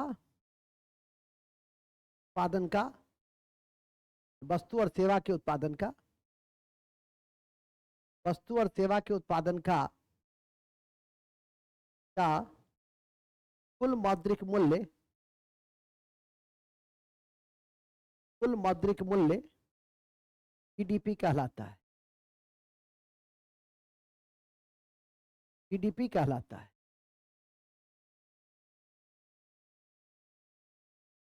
क्षेत्र का मतलब प्राथमिक क्षेत्र रहिएगा। आईटीआई में क्षेत्र कैसे बुझिएगा? क्षेत्र क्या होता है, अब उसको बताने के लिए हम क्षेत्रक में जाएं। ठीक है, इसलिए कहें कि शुरुआती कक्षा तो निश्चित रूप से कर लेना चाहिए। क्या भेज दिया गया है तो उसको सुन लेते, इतना फुर्सत कहाँ है सर। ठीक है, नेक्स्ट हो गया। तो जीडीपी समझ में आया। जब भी ग्रॉस डोमेस्टिक है, डोमेस्टिक जब भी है तो देश के भीतर तीनों आर्थिक क्रिया मतलब प्राथमिक, सेकेंडरी और टर्शरी। प्राथमिक में कहा था मैंने जो प्रकृति से जुड़ा है, कृषि, खनिज, वन, मत्स्य, और जो मशीन से जुड़ा है वो सेकेंडरी हुआ। अब दोनों जैसे इंडस्ट्री है आपका, खनिज है प्राइमरी, खनिज उत्पादन जो है वो सेकेंडरी है। और टर्शरी है कि जो दोनों सेक्टर को हम सेवा मुहैया करते हैं। आप जिस सेवा की तैयारी करते हो टर्शरी सेक्टर की तैयारी करते हैं, उसमें सब कुछ आ जाता है। उसमें बैंक, बीमा, परिवहन, सार्वजनिक सेवा, ये सब जो आप नौकरी करेंगे वो सार्वजनिक सेवा करेंगे। तो सार्वजनिक क्षेत्र में जब आप आइएगा तो टर्शरी सेक्टर है। राष्ट्रीय आय में सबसे बड़ी हिस्सेदारी टर्शरी सेक्टर का ही। तो ध्यान रखिएगा कि ये हुआ आपका जीडीपी। अब आप कहेंगे कि सर जीएनपी, तो जीएनपी में घरेलू सीमा हट जाता है और इसमें होता है एक नागरिक के द्वारा, देश के नागरिक के द्वारा तीनों आर्थिक क्रिया में जो वस्तु और सेवा का अंतिम मौद्रिक मूल्य है वो आता है, माइनस विदेशी। हमारे यहाँ जैक्सन भी काम करता है, हमारा जैकिसुनवा भी अमेरिका में काम करता है। तो जैकिसुनवा के आय को भी हम जोड़ेंगे और जैक्सन के आय को, तो ये आपका होगा जीएनपी। ये क्या होगा आपका? जीएनपी। तो लिखेंगे जीएन, किसी देश के नागरिक के द्वारा, किसी देश के नागरिक के द्वारा, नागरिक के द्वारा एक निश्चित वित्तीय वर्ष में, एक निश्चित वित्तीय वर्ष में सभी वस्तु, सभी वस्तु, सभी वस्तु और सेवा के, और सेवा के, सेवा के कुल मौद्रिक मूल्य, कुल मौद्रिक मूल्य, कुल मौद्रिक मूल्य जीएनपी कहलाता है। जीएनपी कहलाता है। क्या कहलाता है? जीएनपी कहलाता है। तो उसमें नागरिक राष्ट्रीय सीमा के भीतर काम कर रहा है या अर्जन कर रहा है या विदेश में कर रहा है, उसको क्या कहेंगे? जीएनपी कहेंगे। तो है ही, एक देश के सभी नागरिक के द्वारा उत्पादित आर्थिक उत्पादन को शामिल किया जाता है, चाहे वो नागरिक देश के भीतर हो। अभी मैंने कहा कि मेरा जय किसनुमा गांव का जय किसनुमा नहीं, वो आता है शहर में, तुम्हारे पास तो क्या हो जाता है, जय किशन बाबू। अमेरिका जाता है, कंपनी में काम करता है तो जैक्सन हो जाता है, ठीक है। और कुछ नियरेस्ट दोस्त उसको मिस्टर जे के कह के पुकारने लगते हैं। और शादी यदि कैटरीना से कर लिया अमेरिका में तो हो जाता है मिस्टर जैकी, जैसे कुत्ता उत्ता का नाम। तो वो जय किसनुमा वो क्या होगा, मिस्टर जैकी हो गया। अब उसको तुम खोजोगे जा करके अमेरिका में कि हमार जय किसनुमा कहाँ वानी, तो मिलेगा वो जय किसनुमा, वो तो हो गया मिस्टर जैकी। अब तो कोट वोट लगाता है, हैट वोट लगाता है, गोगल्स वोगल्स पहनता है, टोपी उपी लगाता है, कान में कुंडल पहनता है, चुरकी बढ़ाए हुए है, सिर्फ मंगलसूत्र का अभाव रहता है। तो ये सब जो आपका है, तो ये क्या है, यही ना आपका बाहर जाकर कमाएगा वो जय किसनुमा। वो जो कमाएगा उसको हम लोग क्या मानेंगे, जीएनपी मानेंगे। तो क्या मानेंगे हम लोग, जीएनपी मानेंगे। तो जीएनपी समझ में आ गया ना, कि हमारा जय किसनुमा विदेश का जय किशन नहीं जैक्सन, वो भी तो देश में कमा रहा है, हजारों लाखों की संख्या में अब्रॉड के लोग भी कमा रहे हैं। तो उस दोनों को घटा, एक को जोड़ेंगे एक को घटाएंगे, उससे जो नेट मिलेगा वो होगा जीएनपी। वो क्या हो जाएगा, वो क्या हो जाएगा, जीएनपी। तो जीडीपी जीएनपी में अंतर समझ में आ गई। अब आया एनएनपी, नेट नेशनल प्रोडक्ट, तो लिखेंगे net national product, NNP net national product, net national product आसान है, नेट नेशनल प्रोडक्ट कुछ नहीं है। जो जीएनपी है माइनस मूल्यह्रास, मूल्यह्रास क्या है, मान लिया ये पंखा है, पंखा की जब लाए थे पंखा तो इस पंखे की कीमत कितनी थी, 2000 थी, 3000, चलो 3000 थी, जब 1200 था चलो 1200 मान ली। आज इसकी कीमत क्या हो गई, 100 है, इतना कम नहीं लगा, 500। तो 700 रुपया जो है वो क्या हुआ, मूल्यह्रास हुआ। वो 700 रुपया क्या हुआ, मूल्यह्रास हुआ। तो वही है मूल्यह्रास, कि जब तक कोई नई वस्तु वो रूम में रही तो उसकी कीमत क्या रहती है, अधिक। और जहीं सड़क पे उतार दिए तो क्या हो जाता है, सेकेंड हैंड, क्या हो जाता है, सेकेंड हैंड हो जाता है। तो सेकेंड हैंड की कीमत कम हो जाती है, अधिक तो नहीं होती है, कम हो जाती है। तो यही है आपका मूल्यह्रास या डिप्रिसिएशन। लिखिए जीएनपी बराबर एनएनपी बराबर, एनएनपी बराबर जीएनपी माइनस, जीएनपी माइनस मूल्यह्रास को कहते हैं, मूल्यह्रास को कहते हैं, जीएनपी माइनस मूल्यह्रास को कहते हैं, मूल्यह्रास को कहते हैं। मशीन का जो भी फॉर्म है उन सब का क्या होता है, डिप्रिसिएशन होता है, ठीक है कि नहीं, हर चीज का डिप्रिसिएशन होगा। तो वो हो गया नेट नेशनल प्रोडक्ट। वो क्या हो गया, नेशनल प्रोडक्ट। आपके यहाँ की सर कहीं कहीं देखते हैं कि एनडीपी दे देता है, तो नहीं है, एनडीपी दे दिया नेट डोमेस्टिक प्रोडक्ट, तो जीडीपी माइनस मूल्यह्रास हो गया। बी जहां है तो जीडीपी लगा देंगे, एन जहां है वहां जीएनपी लगा देंगे, दोनों तैयार हो गया। तो लिख देंगे एनडीपी क्या होता है, तो लिखेंगे एनडीपी बराबर नेशनल डोमेस्टिक प्रोडक्ट बराबर एनडीपी बराबर, नहीं लिख रहे हैं, देख रहा है जी हमको, हम शाहरुख खान है जी, एक टक देख रहा था। ओ माय गॉड, मैं तो पागल हो जाऊं, दो यार, दिखा ही देखो तो, दिखा था। तो कहाँ थे हम लोग, हम लोग थे एनडीपी। तो गिरजा बाबू की तरह, भावना कुमारी की तरह मैं स्मार्ट नहीं है, नहीं तो ये तो पागल हो जाता देख करके हमको। हाँ, हम बहुत स्मार्ट हैं। अच्छा, तुम ऐसा करो, एगो चुड़की बढ़ा लो तुम, ठीक है कि नहीं। एक तो कान में आजकल डबल कुंडल नहीं चला है, आजकल कान में एक कुंडल चला हुआ है, और इसका मंगलसूत्र कोई पहना ही देगा है? हार्दिक पांड्या पहन, और दुन्नू भाई पहन। अच्छा, कुणाल पांड्या भी देखते हैं, क्रिकेट में इसका नॉलेज देखते हैं, एकदम शार्प है। एग्जाम भी अच्छा किया, 60-65 बना दिए ना, तब तो है ना। वही टकरा गया तब। इंग्लिश हो जाता।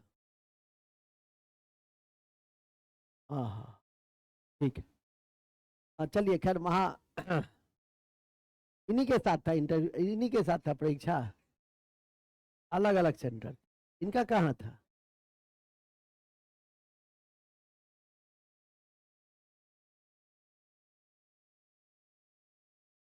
देखो, देखे कुछ देखे कि नहीं? चलिए, हाँ, नहीं, अच्छा लड़का है। मैंने आपको यह अंदाजा नहीं था कि तब क्या कर देते? इनको कैसे पता चला? बुरा नजर रखता है। अवरा जी, अपने पे ध्यान दीजिए। हाँ, चलिए नेक्स्ट। हाँ हाँ, तो चलिए, खैर बहुत अच्छे जगह पे हम लोग थे। हाथ प्रयास भी जरूरी रहता है बीच बीच पे, चुटुक्का। तो जीडीपी हो गया, एनडीपी लिखेंगे, एनडीपी।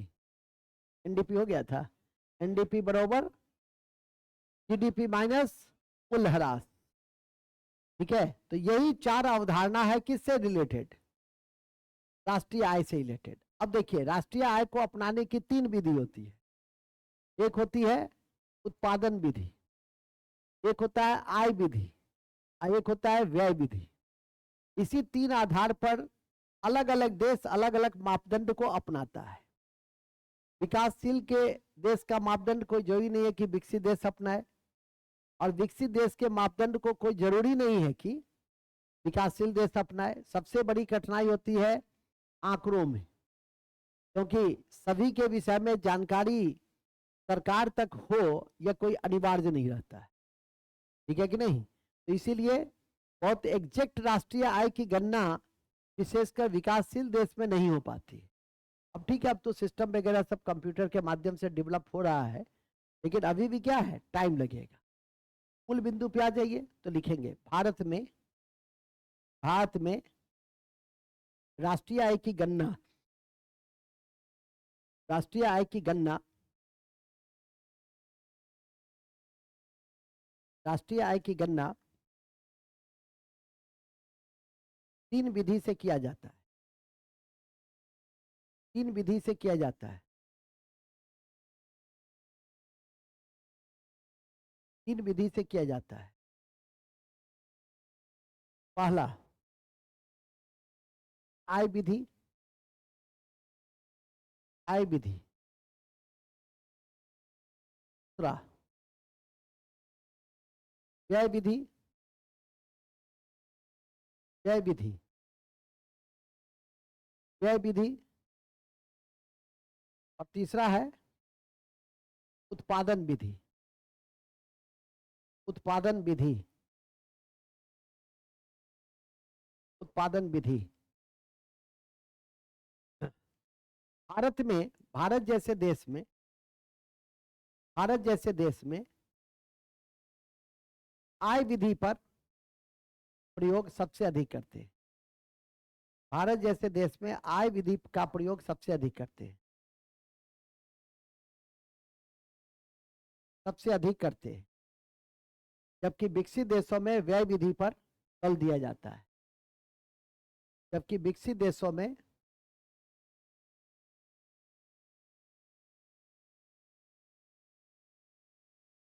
जबकि विकसित देशों में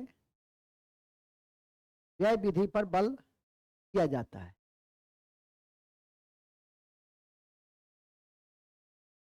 व्यय विधि पर बल दिया जाता है। ठीक है, एक पॉइंट लिख देना, भारत में राष्ट्रीय आय के मापन की सबसे बड़ी कठिनाई क्या है? असंगठित क्षेत्र, जो नॉन ऑर्गेनाइज सेक्टर है, ठीक है, जैसे खोमचा वाला है, रिक्शा वाला है, ठेला वाला है, इसके आय के विषय में तो मजदूर है, लेबर क्लास है। जो सरकारी क्षेत्र में है उसके आय के विषय में तो पता चल जाता है, लेकिन असंगठित क्षेत्र में जो है आय का पता नहीं चल पाता है।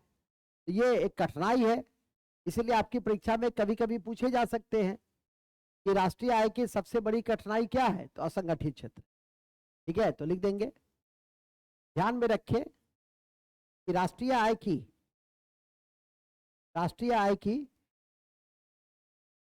राष्ट्रीय आय की सबसे बड़ी कठिनाई असंगठित क्षेत्र का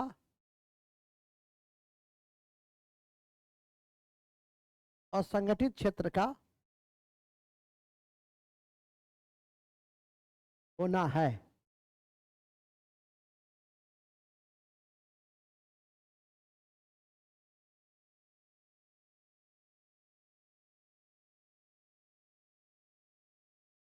असंगठित क्षेत्र का होना है। इन्हीं शब्दों के साथ हमारी राष्ट्रीय आय की अवधारणा क्या हो गई? समाप्त हो गई। जो भी क्वेश्चन रहेंगे क्लास 2 ऑफिसर तक, आईएएस वगैरह में नहीं पूछा जाता। क्लास 2 ऑफिसर तक जो भी क्वेश्चन रहेंगे इसी को घुमाएगा फिराएगा। जो आपके ऑब्जेक्टिव है, 1 2 चुनिए, 2 3 चुनिए, 1 2 3 चुनिए, जो भी करेगा इसी में करेगा। इसलिए इस ये जितने भी पॉइंट्स दिखाए गए हैं उसको याद करके रख लीजिए। हालांकि अब जीडीपी की जगह हम लोग जीबीए का इस्तेमाल करते हैं, लेकिन इस कक्षा में नहीं, अब आगे की कक्षा में सब चीज एक ही कक्षा में पढ़ ली जाए तो कैसे हो।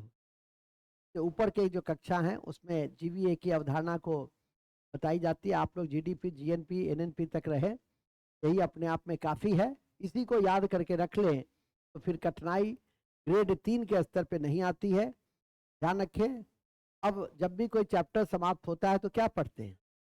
5 बूस्टर फैक्ट पढ़िए। तो लिखिए booster fact, booster fact, booster fact. पहला बूस्टर फैक्ट लिखिए, अल सल्वाडोर, अल सल्वाडोर देश का नाम है। अल सल्वाडोर विश्व का पहला देश है जिसने बीटी क्वाइन होता है आभासी मुद्रा, जिसने बीटी क्वाइन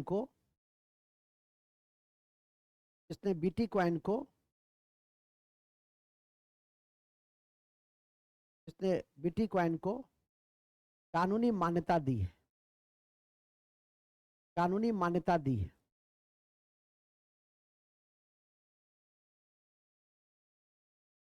कानूनी मान्यता दी है। पॉइंट नंबर 2, हाल ही में भारत सरकार ने अमेरिका के साथ सेमीकंडक्टर समझौता किया है। हाल ही में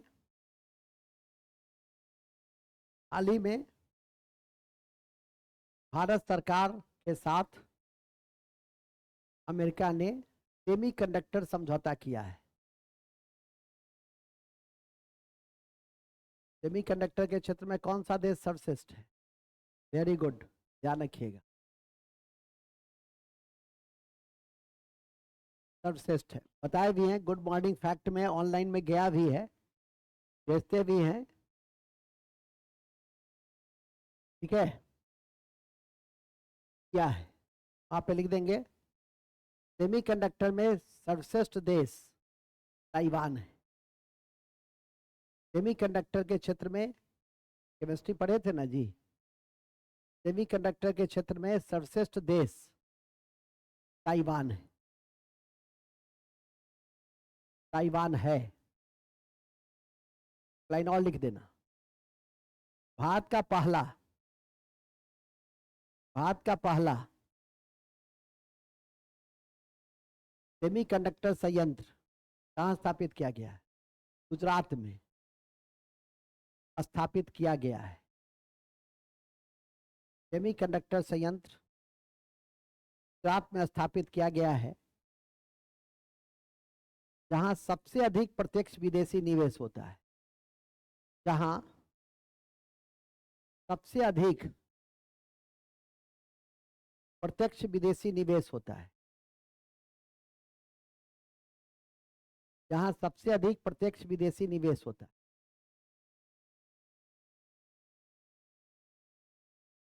जहां सबसे अधिक प्रत्यक्ष विदेशी निवेश होता है। प्रत्यक्ष विदेशी निवेश करने वाला सबसे बड़ा देश कौन सा है? सिंगापुर। किसी भी देश के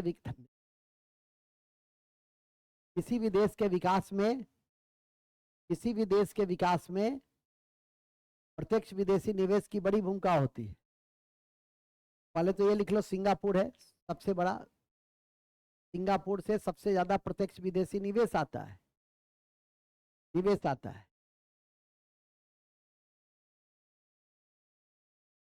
छोटा सा कंट्री, ठीक है, और देखो कि इतना रिच हो गया। किसी दिन समय रहा तो सिंगापुर के विषय में बताएंगे या पीडीएफ भेज देंगे, ठीक है, तो सिंगापुर के विषय में जानना चाहिए। मूल में आ जाइए। फिलहाल सिंगापुर के विषय में यह भी जानिए कि सबसे बड़ा मुक्त व्यापार समझौता भारत के साथ सिंगापुर का ही है, वो भी लिख दो। सबसे बड़ा मुक्त व्यापार समझौता भारत का, मुक्त व्यापार समझौता भारत का सिंगापुर के साथ ही।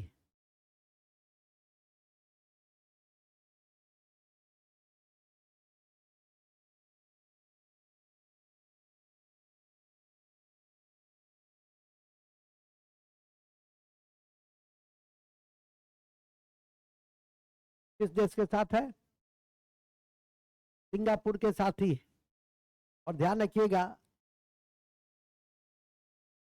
प्रत्यक्ष विदेशी निवेश अभी नहीं पढ़ा रहे हैं, क्योंकि विदेश व्यापार ऑलरेडी रणनीति वाले चैप्टर में है, और जब विदेश व्यापार पढ़ाएंगे तो वहां प्रत्यक्ष विदेशी निवेश, लेकिन एक जानकारी अवश्य दे देंगे, प्रत्यक्ष विदेशी निवेश न केवल पूंजी देता है बल्कि अध्ययन भी डेवलप करता है, टेक्नोलॉजी लाता है, न केवल टेक्नोलॉजी लाता है बल्कि अच्छे रोजगार के अवसर भी उपलब्ध कराता है।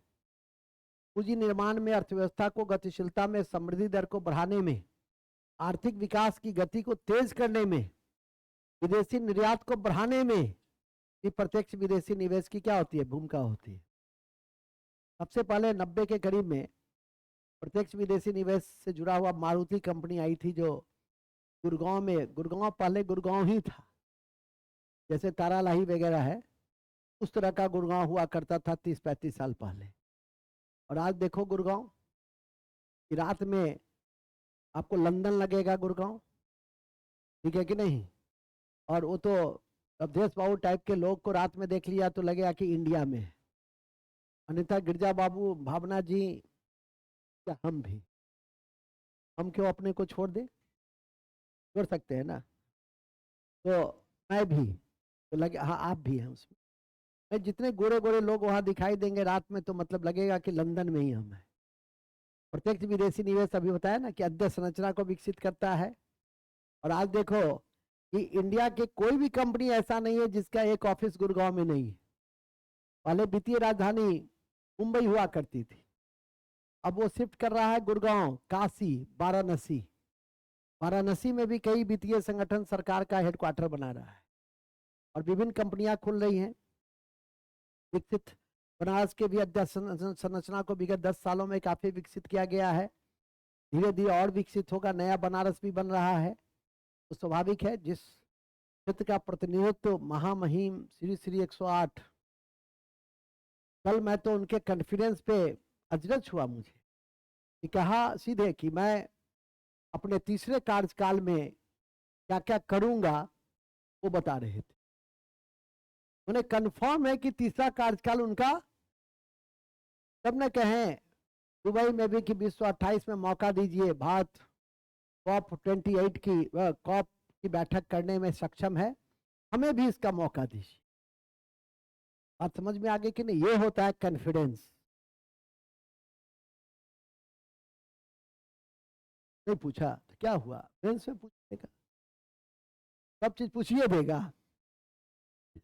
एक परीक्षा में कितना, हालांकि इस बार बिहार दरोगा की परीक्षा में जैसे एसएससी की परीक्षा होती है सेंट्रल लेवल पर, उसी तरह से संतुलन बनाने का प्रयास किया जाता है। यदि एक संगठन पूछेगा फर्स्ट सीटिंग में, तो सेकंड सीटिंग में भी उसी के लेवल का संगठन पूछे। ऐसा नहीं कि उसके लेवल का संगठन यदि कहीं पे नाबार्ड पूछा तो सिड भी पूछेगा, ठीक है कि नहीं? एक ही लेवल का संगठन पूछा गया, या दिवस पूछा गया, या जो भी विविधा वगैरह सब जो भी है, या संविधान ही देखोगे तो एक ही लेवल का था। ज्योग्राफी हिस्ट्री देखिएगा तो भी एक ही लेवल का था। अब तराजू से तो नापिएगा नहीं सर, सेकंड सीटिंग थोड़ा भारी था सर, तो कहेगा फर्स्ट सीटिंग वाला, नहीं सर फर्स्ट सीटिंग थोड़ा भारी था, तो तराजू से तो नहीं हुआ। लेकिन एक मार्गदर्शक के दृष्टि से मुझे लगता है कि दोनों का लेवल समान ही था। और मैं तो सीधी बात जानता हूँ, जानते हो तो सब कुछ आसान है, पढ़ के गए तो सब आसान है, और नहीं पढ़ के गए तो 40 बनाने वाला भी है कि नहीं है? 30 भी लड़के बनाते हैं कि नहीं बनाते हैं?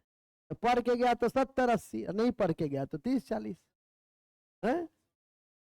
आप 60-65 बनाए, 65, तो आप समझ रहे हैं, ठीक है कि नहीं? आप लोग समझ रहे हैं ना अब कि विवेक बाबू 65 बना है तो कम बड़ी बात हुई कि जिनको लिखने में समस्या होती थी एक समय में, वो 1 साल के सतत अभ्यास से कम इस लेवल पे पहुंच गया, ठीक है कि नहीं? मूल बिंदु पे आ जाइए। मूल बिंदु यह है कि जैसा कि मैंने अभी आपको बताया कि बूस्टर फैक्ट में ऐसे छोटे छोटे फैक्ट, कुसुम योजना कृषि और ऊर्जा से जुड़ी हुई योजना है, विशेषकर सौर ऊर्जा से, तो लिखेंगे कुसुम योजना। कुसुम, हाँ जी, कुसुम। कुसुम योजना का संबंध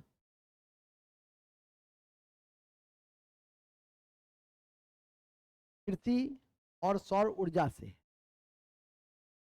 कृषि और सौर ऊर्जा से,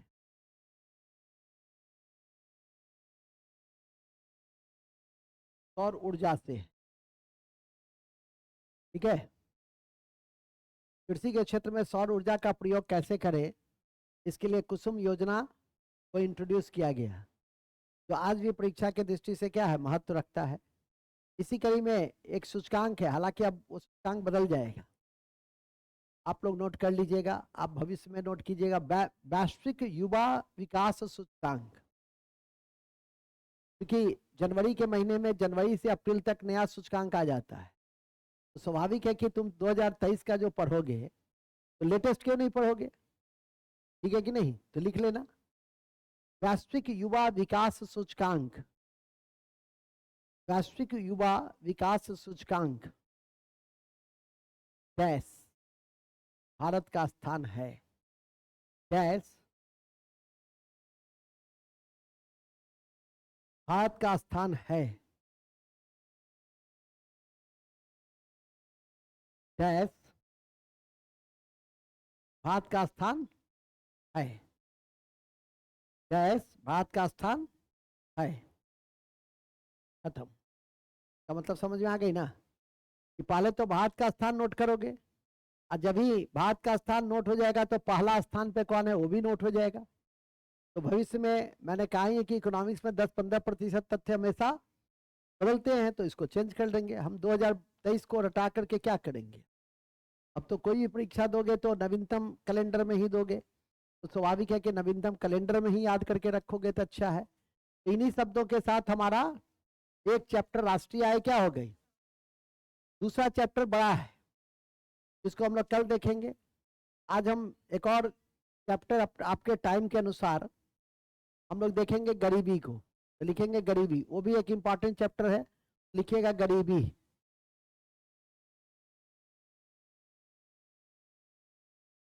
गरीबी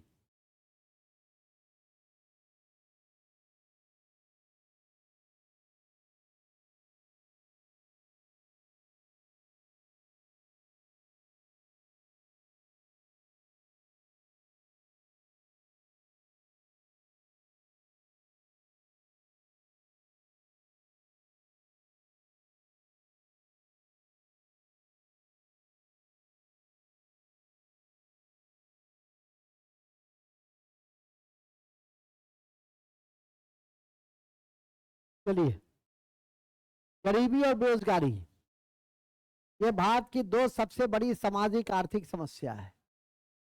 सबसे पहले हम लोग गरीबी को देखने का, उसको स्टॉप कर देना, गरीबी की शुरुआत करिएगा, एक चैप्टर है।